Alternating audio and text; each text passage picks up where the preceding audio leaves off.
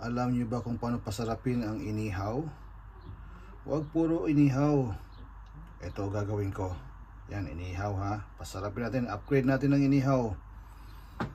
May cucumber ako at radish. Of course, lemon, chili, ginger, and onion.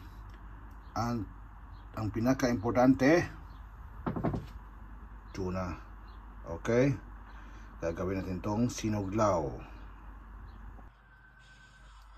So ito, nahiwa ko na silang lahat. Ayan. Yung tuna ko, pulang-pula, sariwang-sariwa. Kaya imikos-mikos na natin to. At bago natin imikos-mikos yan, kailangan lagyan ng suka. Apple cider vinegar ang gamit ko.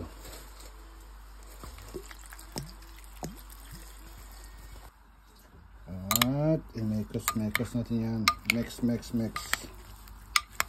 Yan.